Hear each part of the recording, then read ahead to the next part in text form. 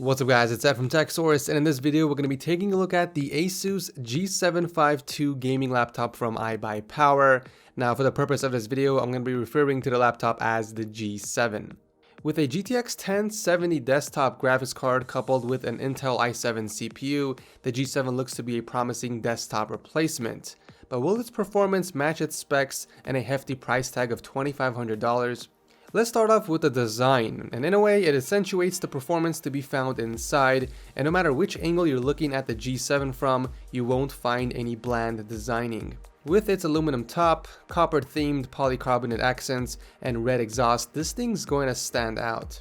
And stand out it does with its massive footprint. You're definitely going to need a large desk to use this one.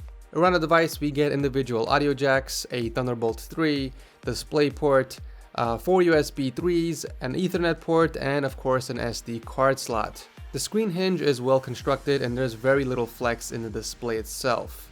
However, I do wish that ASUS repositioned the speakers. When you're opening up the laptop, the display gets in the way and muffles the audio a bit. And they're not the best sounding speakers either. The sound is pretty dull and you'll have a much better experience with some headphones on. Here's a quick sample.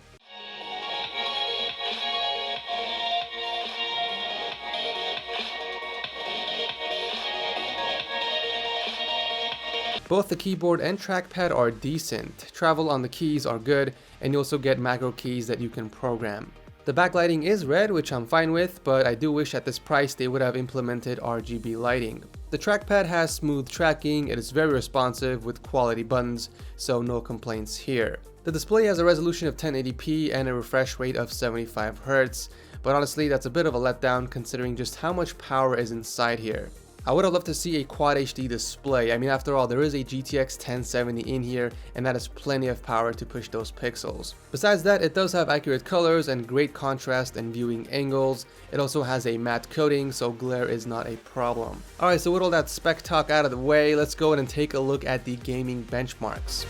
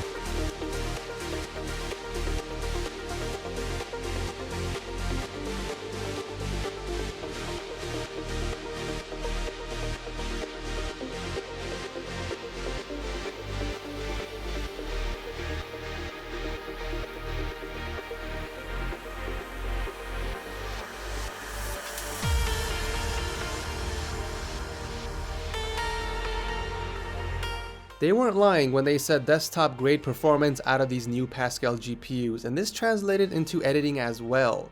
In fact, this whole video was edited in Premiere on the G7 and I had no hiccups of any kind. It's definitely earned its place in my travel bag for conventions like CES, as I don't have to lug around a desktop to get the work done. In fact, I'll be taking this to CES 2017 to get some editing done. Removing the screw and pulling the tab on the back gets you through to the internals.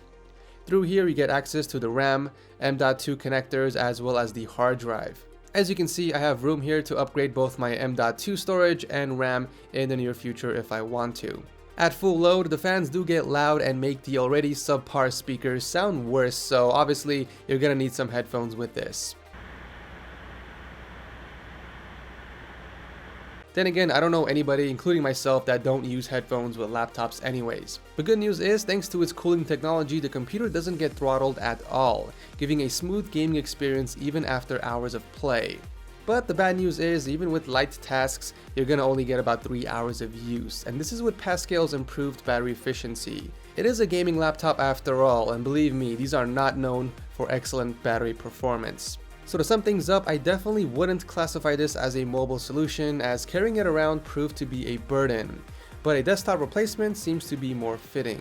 If you're planning on picking this up, I would recommend a solid gaming mouse as well as some headphones to get the best experience possible. I'll drop a link to this gaming laptop down below in case you guys are interested. I want to give a huge thanks to iBuyPower for sending this out for review, and I'll see you guys in the next video.